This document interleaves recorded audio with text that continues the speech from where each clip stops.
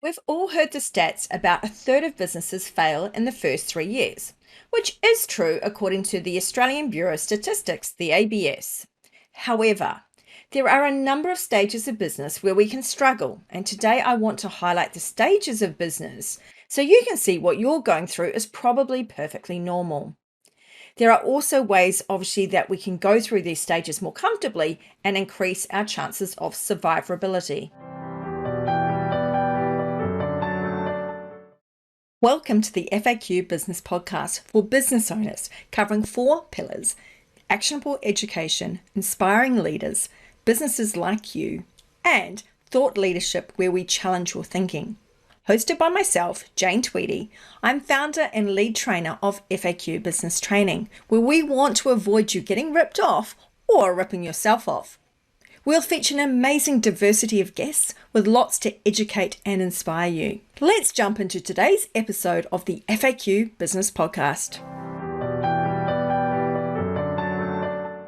Before I get into Season 2, Episode 4 of the FAQ Business Podcast, firstly, just to let you know where our guests are. They are coming, I promise you. As many of you have encountered, we have struggled at the start of this year. It's been a hard start to the year for us down under in Australia. Still a lot of COVID-related issues and things. And it is causing us to be behind on where we wanted to be.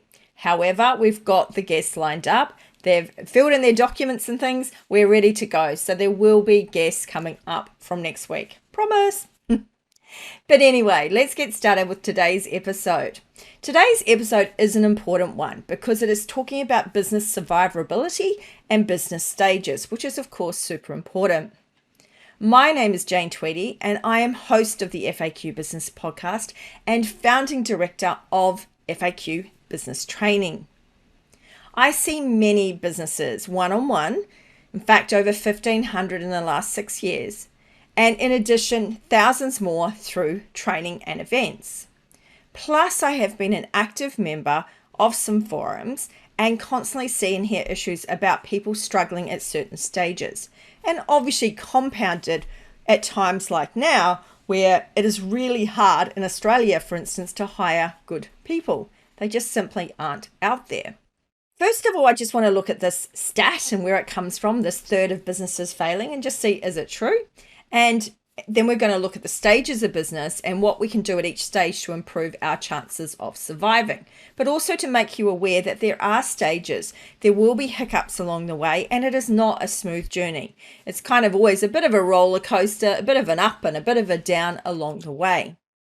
So the stats that we're looking at today come from a business survivorship stat from the ABS surveys. So reference number 8165 for those playing along at home, you can look that up. But basically what it is that they do a statistic, in this case based on businesses that were in business as at 30th of June 2017. What they then do is follow those businesses and see whether they were still surviving later on. So let's look at them. After 1 year in business, 12.8% had closed.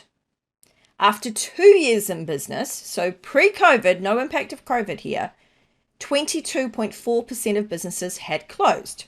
77.6% had survived. The 3-year statistic, the one that's typically, you see in the media and things like that, that was 70.4% had survived, which meant that 29.6% had closed. So a bit under the third that is often talked about, 33.3%. However, I just want to point out here that closure does not mean failure. And there is a difference here. So for instance, if you had a business that started and it was actually a really big success, a bigger business might want to buy it out, might want to absorb it. So that is going to record as a business that has closed. That's not a negative closure, it's a positive closure. What about in the case where you started a business and then you realized, actually, I'm going to go down a different tact, or actually, this is bigger than I thought it would be. So instead of having my business quite small and quite niched, I'm actually going to expand it out. And therefore, my original business and business name, I'm actually going to shut them down, close them down, and I'm going to morph it into this new, bigger business. that will show as a closure. Things like changing your structure would also show as a closure, because the existing ABN, the existing business name, would cease as they were and move over to a new structure, company, trust, whatever, and that business name would go and restart there. So again, you would see a closure and then a reopening. So in this case, it is not just failure. So that's why I use the word closure rather than the word failure. There is a difference. So in that case, I would say it's not quite a third of businesses failing in the first 3 years. It's probably more closer to that 20-25% mark that are failing. So that's still about a quarter of businesses, which is still a high number. After 4 years in business, the number had increased from that 29.6% up to 35.1%. And that's obviously where the stats ended, because that was businesses still around at 30th of June 2021 after being around in 2017. Any statistics be wary of, even if they are provided from very official sources. So just be careful how you use statistics, because they can definitely be manipulated. And you may have heard the old line, 80% of all statistics are made up, including the one I just made up. Statistics, take them for a grain of salt. But I wanted to just set the scene, because we do have obviously massive startup risks. There are a lot of things that cause our businesses to close in those early years. So we're going to start out by looking at those, but then I want to also look at the stages further on where I think there are still a lot of issues and a lot of reasons why businesses struggle and then close. So I want you just to be prepared for what may be coming up in the future. Today, I'm going to break down the stages and the various parts of business that will affect you. First of all, the intender stage. And you might be going, but an intender isn't going to close their business. Well, they do. So most intenders will do the right thing. They will do the due diligence. They will do the work before they register a business, and therefore it won't show up in any statistics or anything. Unfortunately, however, many businesses don't just fail to launch, and there can be heaps of reasons why, and heaps of legitimate reasons why that business isn't a success. For instance, they may be looking at creating some handcrafted product. They do the calculations on it and they just work out, you know what, it's not going to be viable to do this as a business. Maybe I keep it as a hobby. Not everything we're good at needs to be turned into a business. However, some people will not do their due diligence, or they will preempt. So they'll go, okay, in case this all looks good, I'm going to register my business now just to lock it in. And then they will come back and, do all the extra work later. So again, they're still really doing the correct due diligence work. Then you've got the third lot of people that just jump in. They didn't do any due diligence at all. And they go, woohoo, I'm in business. And off they go. Unfortunately, a lot of those are going to fail because they haven't done the preparation, the planning, checking if it's viable or any of that. So these are the people that are going to fail very quickly. They're going to register and they are going to close down. The second phase of business is startup. So once you've done all your work, your due diligence, you've prepared your business for starting, you register your business and you commence your business. Startup is typically considered the first 1 to 3 years, and that variation, whether it's 1, 2, or 3 years, often depends on the nature of your business. So if you are full-time in your business, particularly where you have got it funded externally and things like that, and you've gone big quickly, so you have started out not just with one person, but a team of people, then typically startup phase for you would be the first year or so.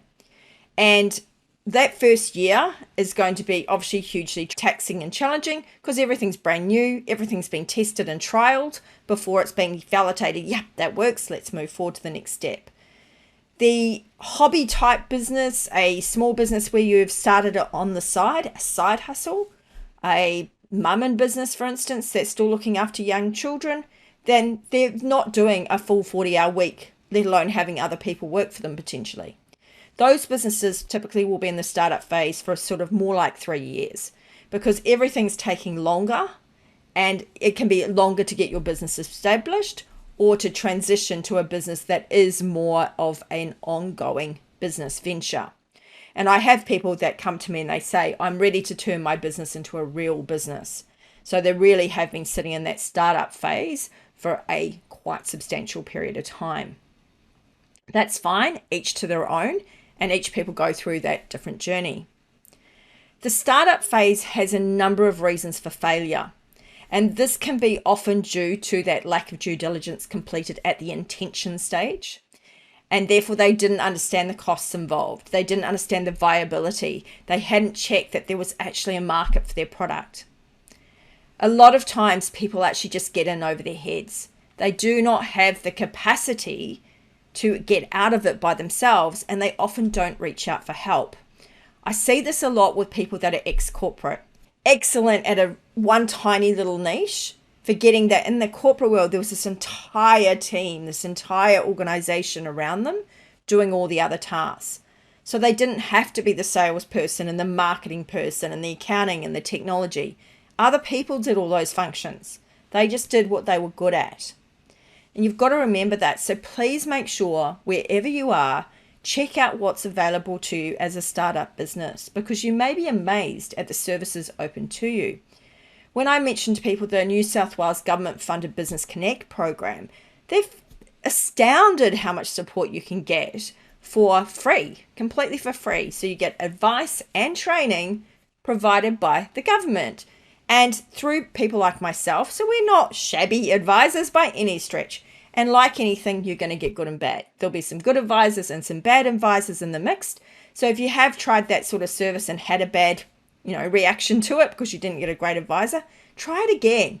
There are plenty of us out there. We can make sure that you have a good experience. So in New South Wales, for instance, there is that government funded program. A number of the councils also run startup type programs as well. So Hills Council, Parramatta Council, Blacktown Council, for instance, all have quite extensive startup programs. So make sure you check out what your local council has to offer wherever you are. Maybe you're not in Australia. Maybe you're in America. You have the Small Business Administration. They do things. So make sure you check out your country level, your state level if you have one, your local government if you have it. Just check out what's available in your area. You may be fascinated and amazed by what's available, but don't expect a hand out. Remember, you're more likely to get a hand up than a hand out. They're not going to just give people money, because look at it. If a third of the businesses fail in the first 3 years, it's just wasting money. Whereas if they give you advice and training, they're helping build you up so you stay in business longer. And let's face it, it's in the government's interest for you to stay in business. You know why? Because if you make money, you pay tax. If you make money, you hire people and they pay tax. So it's all a good thing for the government. They want your business to succeed, and therefore they will help you out. So please reach out to these programs, because there are plenty of them available to you. There's plenty of other programs in Australia. At the moment, because of COVID, there's things like Beyond Blue's New Access program, where it combines mental health and small business training. There's the Australian Federal Government Digital Business Solutions program. So there's so many things available. Please check them out, because I get surprised about the people that shut their doors and they haven't even tried any of this stuff. And it's also to reach out to people that can help be a sounding board, an accountability partner, whatever it is you need. A client I saw this week is actually an executive leadership coach.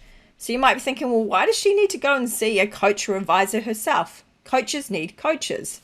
But also it's because she doesn't know it all about what she's doing. She knows some amazing stuff about things I'm not going to know about, but there's going to be things she doesn't know. Plus, when we're in our own businesses, it can be really easy to have the blinkers on. Very tight, narrow vision here, tunnel vision, and then forget that there's things just outside your tunnel, outside that peripheral vision. There are some things there that would be amazingly helpful for your business. And even when I'm having sessions with clients regularly, I'm thinking, God, I really need to do that for myself. I'm telling this person to do something that I'm going, yeah, I haven't done that for a while. That's really something I should put on my to-do list. So I find as coaches, we often are coaching ourselves as much as we're coaching the client, which is quite funny.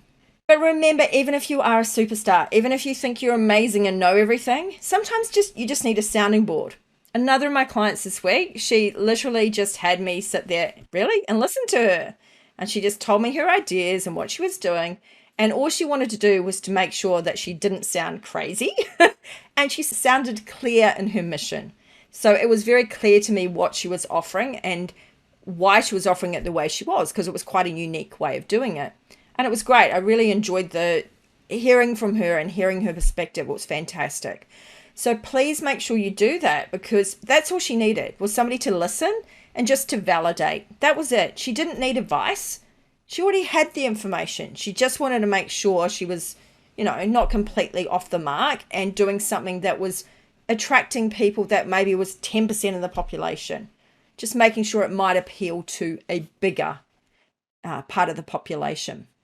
So when you're reaching out to people, you've got things like Facebook groups and things as well, and you might go to those for advice. And some of them are great and they give lots of helpful tips. However, quite often you end up with rubbish answers and rubbish information. Two reasons.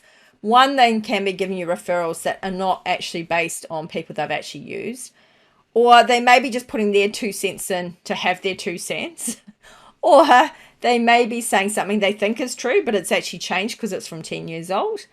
And a whole number of reasons, right? So just make sure that the information you get from those groups, you do vet it. It's a bit like statistics. Even if it comes from a reliable source, it may still not quite be the truth. So please make sure you vet all the information that you receive, particularly from things like Facebook groups. An example of this, though, too, is where there is limiting beliefs supplied. For instance, a lady asked about part-time work where she could take her 3-year-old along to the workplace. My response to her was, have you thought about doing virtual work? So either as an employee, like my assistant is, or as a contractor running your own business and helping a variety of people on different projects. And she was quite grateful for that. She's like, yeah, thank you for that. I will consider it. This other lady jumps in and says, oh, that's a terrible idea. It is so hard. Now, did I ever say anywhere it wasn't hard? Do you think it's not going to be hard taking a 3-year-old to a workplace? I was giving her another option just so that she wasn't narrowing her options down into something that potentially wasn't a great option for her. The only time you really want to take a 3-year-old to work is where there is a creche or something provided, like you're the receptionist at a gym and you put the kid in the creche. That might work.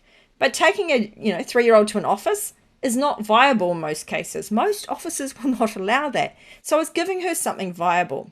So instead of making it, adding to her, giving her options, this person was trying to shut them down and take them away based on her bad experience. Now, it comes down to things like setting boundaries. It comes down to who you are. And never did I say it was a good thing to do, like as in it wasn't going to be hard. And sure, if there was another option, maybe not to work at all, maybe that was a better option. But if you have to work, then you've kind of got to look at the lesser of two evils. But what was more astounding is I mentioned the fact that I've worked with hundreds, and I have literally worked with hundreds of women that work from home with, in some cases, 3 children under 5 and still manage to run a business. But what it comes down to is being realistic. It's hiring people. It's understanding that you can only achieve a certain amount, that you've got a certain amount of kid-free hours and a certain amount of disrupted hours in your day. So it's all about setting boundaries. It's setting boundaries with your partner and making them understand they are part of the joy of bringing this child into the world. They're also part of the care responsibility too. So a lot of it was about setting boundaries with your partner, with your clients, and most importantly, with yourself. But be very careful of people that are putting their limiting beliefs on you. And that's effectively what this lady was doing. She had a bad example working for herself, and she was projecting that on other people. That is not a good thing to do. Don't project your limitations onto others. And I must say, I certainly have a huge amount of respect for these women that are running hugely successful businesses with young children. I have one client, for instance, who opened her second Pilates studio in 1 year after being laid off from the airline industry during COVID, and has done amazingly well, all with a small child in tow. Amazing. So hats off. I've seen plenty of examples of where people have done incredible, and yeah, they're amazing people. The startup phase, though, another big issue is obviously money. Money makes the world go round. So you need to think about it when you are planning your business, how you're going to cash roll your business. How are you going to finance it? It is really important. Maybe your role was made redundant in the corporate world. Maybe that gave you a nest egg. Maybe you've built up a nest egg and you have money available. But bear in mind, for the first 6 to 12 months especially, you may not have basically any income coming in, or certainly any income in excess of your expenses to be able to cover your costs. And therefore, you need to have that money set aside. So make sure you have that. Also, don't put all your eggs in one basket and then not be able to spend any money on marketing. Because if you spend all your money, buying equipment or setting up, how are you actually going to market this business going forward? There are ways to raise money from the public, and you may do this before you start, or you may do it later. But just be careful, if you are raising money as shareholders, there are certain rules and restrictions. Once you get to 20, there's certain rules, and then once you get to 50, you actually need to be publicly listed. So make sure that what you're doing is not actually jeopardizing you, which leads to another issue that many small businesses have, which is about regulation and making sure you understand regulation. It starts off with minor things like each year having a declaration of solvency if you're a company. It can be things like running a shop-style business in your house. Well, you can't do that. Even if you are an at-home hairdresser and have been approved to run a hairdressing at home, you can't actually retail sell at home. So there's, rules that apply from your councils. So please make sure that you know the rules for your business type, but also the rules from your local council, because otherwise you're going to come unstuck. One business I was contacted by had set up and was working from home. Her business had expanded substantially.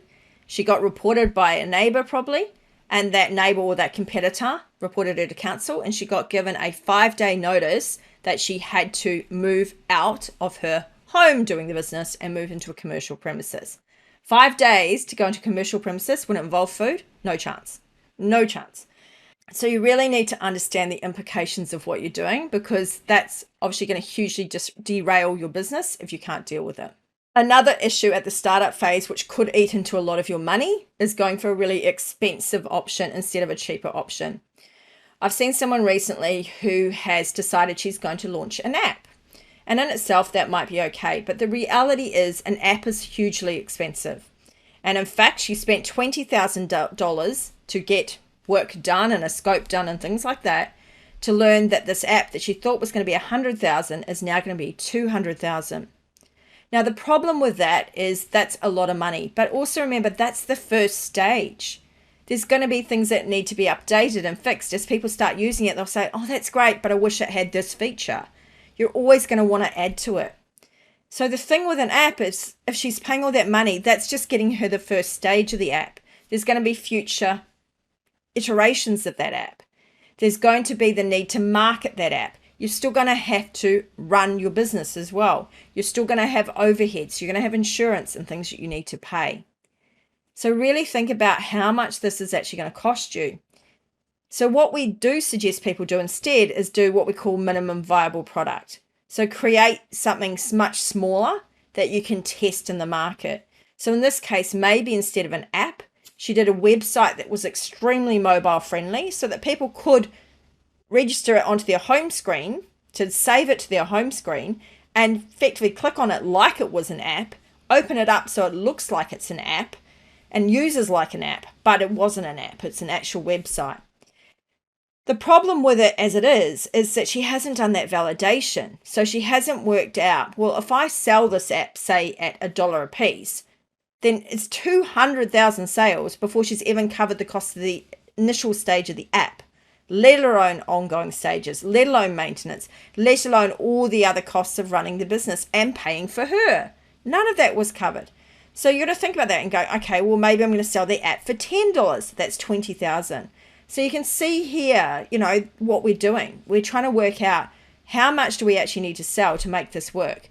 And in this case, I think, honestly, from my perspective, without putting my limiting beliefs on it, just my opinion and my perspective, I personally would have gone down the track of doing a website, which would have cost $10,000, $20,000 tops, And she would have been able to do so much testing, so much work as to whether or not this was actually a viable business without dropping $200,000. It's just too much to put at stake when you don't know if it's going to pay off and you've never done anything like it before.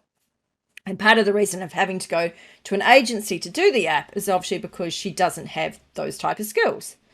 So the problem again with that though as well is we don't know if we're getting ripped off or if it's a genuine cost because we don't know enough. And that's why we do seek out, and having those independent type advisors like we do with Business Connect can be a great thing to do because it does help you to check in with somebody else. You know, do you have any idea how much an app costs, or making sure that you've gone and got 3 quotes and things like that, rather than just taking the first thing you come across. Because I've seen too many people getting ripped off because of what they didn't know or choosing the wrong option for their scenario. So make sure you've thought through these issues. So the issues I've previously talked about are regardless of size of startup. So regardless if you start as a sole trader, you know, a family business, you start as a sort of a bigger business because you've had external funding. So during the startup phase though, there is an additional phase called the first additional hire. And that will be something like hiring an admin person or outsourcing things. And this is particularly more applicable when you are a sole trader. You're doing everything yourself, so everything is in your head. You've got to get things out so that this person can actually assist you.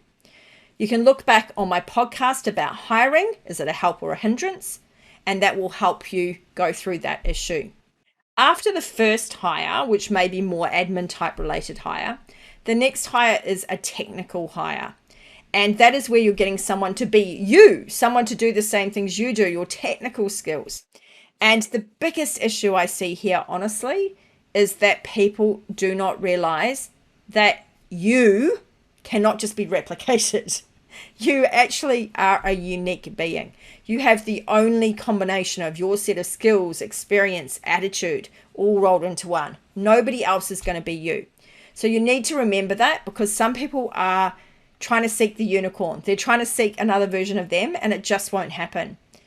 What we need to remember though is that we can do things like set processes, set expectations about how we want things delivered.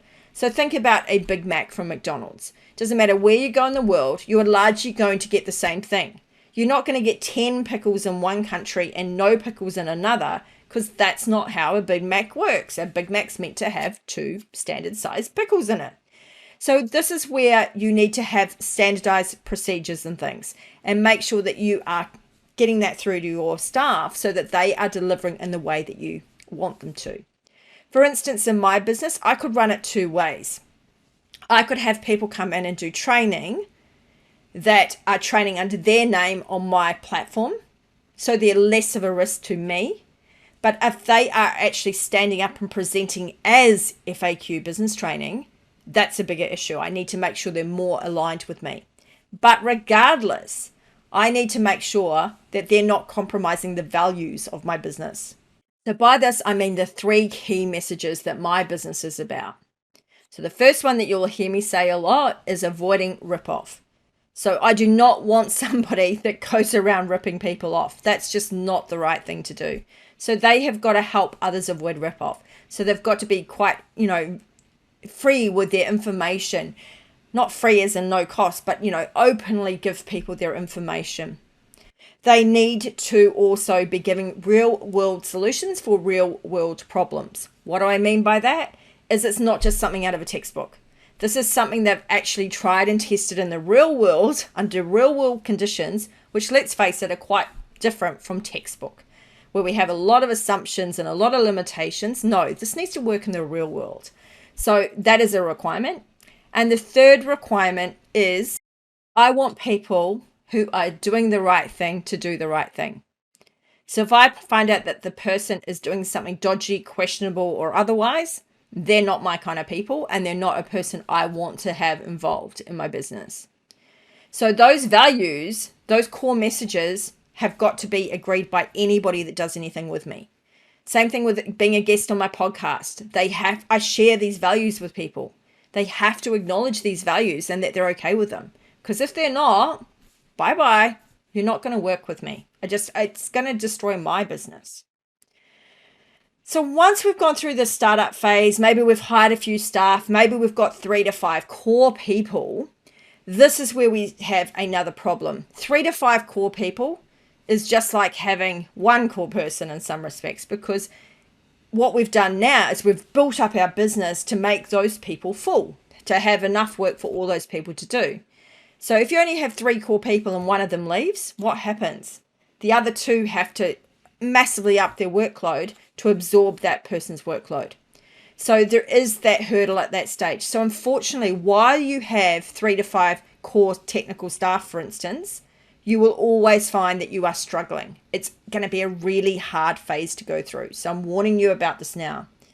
After that hard phase, once you get bigger, then it's not such a big impact. Because instead of it being a third or a quarter of the business impact every time someone leaves, each time the business gets bigger, if we now have 10 core staff, it's only an impact to 10% of the business if they leave. Much more manageable and something we can absorb across the board. So bear in mind that phase of around 3 to 5 staff is kind of the hell phase. It really is hard work because you are always going to be scrambling. So how can we minimize that? Be really good to your staff so they don't want to leave would be the first key thing. Have a really good culture. The second thing to do, though, is to be prepared. So if somebody leaves, you have their job description, you have a job ad ready, you know if you're going to use a recruiter, you have the recruiter lined up.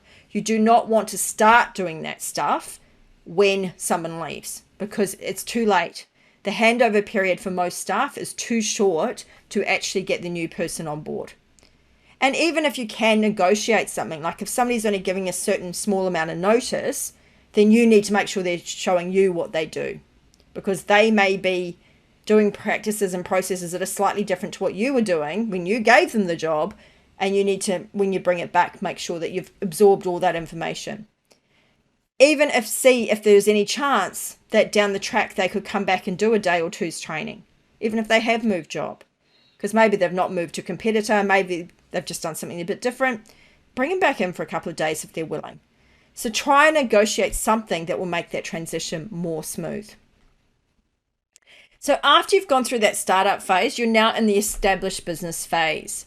So this might involve just step up from being that micro business, from being 0 to 4 employees, to a bigger business. When we do this, there are some things that might have to change. We may have to be a bit more professional looking, all that sort of thing.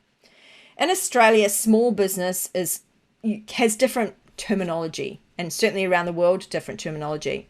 In some places, it might be turnover of 2 million Aussie dollars. In other places, it's 10 or 20 million turnover. Most places in Australia, though, it's actually 20 staff is deemed to be small. After that, you move into the medium phase, which is 200 staff, and then over 200 staff is large. And that goes through to the super giants, like your NABs or whatever, your Coles that are really, really big. So when you're making that first step to grow from predominantly a sole or micro business, there are some key changes you might need to do. You will need to improve your processes. A lot of stuff would have been developed in your head or in your first few employees' heads. It needs to come out, it needs to be put down on paper, recorded, it needs to be monitored. You've got to do that. You've got to work on your processes.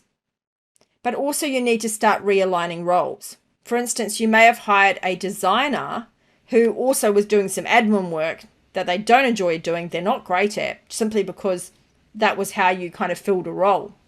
Over time, though, as your business grows, that person can become solely a designer, extract the admin functions to an admin role. So really think about reassessing your roles. I did a time log on both my tea time tips, my training, my video training, as well as on a podcast. So please go back and have a look at those if that's of interest to you. Once you get through that difficult hurdle of adjusting plans and changing technology and things, because that is really key, then things will typically get a bit easier for a while. And that's where you can end up in a phase called the coast phase. And the coast phase is where you're basically just coasting along. Things appear to be going really well. The problem with the coast phase is that we can get comfortable. We've gone through hell, remember, to get to here. And so sometimes we forget that we still need to be growing. We still need to innovate. Still need to focus on improvement. And the trouble is, if you start letting that go, what's going to happen is your business is going to start dropping, and your business will end up in demise and will end up suffering because of it. So make sure you're thinking about how your business is going to move through from that tough phase to that more coast phase, but then we may be going through some more growth bursts as well down the track. It may be that you decide to go to something like a franchise. It may be that you want to have a second outlet, whatever. So those things aren't cheap, and they need to make sure that you've done the right things to make those leaps and bounds in your business. So again, there can be more stresses at those points, but just leaving your business to coast is likely to cause you friction and problem down the track. So the last phase of business is where the business is ready to exit. The exit, the business owners had enough. They just want time to chill out. Maybe they've got health issues. Maybe they just want to cash out of the business. I don't like it when I see businesses just shut their doors. Your business has some value, even if it's making losses, because there were assets in the business. At least sell off the assets. Sell off your website, your social media, the trademark business name. Sell off the things that count. Trademark business name, obviously make sure you can do that. Sometimes you can't. So just make sure that you can sell off what you can and recover what you can from that business. It's always good if you can plan ahead rather than exiting immediately. Exit 2 years down the track or something, 3 years down the track. So plan ahead for the exit. That way you can make sure that you've boosted your sales and that as much as you can. Because typically if you do sell the entire business or sell the core parts of the business, you will end up with something like a multiplier on your profit. So make sure you're doing all you can to make sure that those profit figures are as high as they can, typically for the 3 years prior to sale. If you can't do it for as long as that, if you have health reasons or something to get out, just do what you can to get, the best numbers you can, at least in the short term. And so that you can then extrapolate that and let people know, hey, yep, we had an issue the last couple of years, COVID, but here's an example of how the business can work more profitably. And this is what we've done in the last 6 months. So at least something for the new owner to see that there's some potential. You can also do things like consider whether someone in your staff could be taking over the business and getting them ready to take it over. But do remember, selling your business is your last opportunity to make money in the business before that's it. So really try to make sure that you're maximizing your money before it's gone bye-bye. In summary today, we've covered what the key stages of business are and what the issues are that typically happen around each of these stages, and some ways to make sure that we are improving our chances of surviving each phase and just being aware that these other phases are coming, because people seem to think that once you get through those first few years, you're kind of going to coast along and everything's fine. I hope I've shown to you today that coasting is not fine, and we just need to bear in mind how our business is going to evolve. But it can't just stay stagnant. It will eventually wither up and die, unfortunately. Thank you for listening to today's episode of the FAQ Business Podcast. I hope this has been useful to you and has made you see the things that you can do in your business to make it successful and last through all these stages of business. Here's to a happy, successful business in the future. Thank you for listening to today's episode of the FAQ Business Podcast. Available on all good podcast services. You can subscribe today via faqbusinesspodcast.com.au or directly on Apple iTunes, iHeartRadio, or Spotify. Subscribe, follow, share, and where able, review our podcast, or leave us a comment on either YouTube or our blog page. Thanks for helping us to help you, the small to medium businesses who are growing and want to make a difference. Look forward to connecting with you again on the next episode of the FAQ Business Podcast.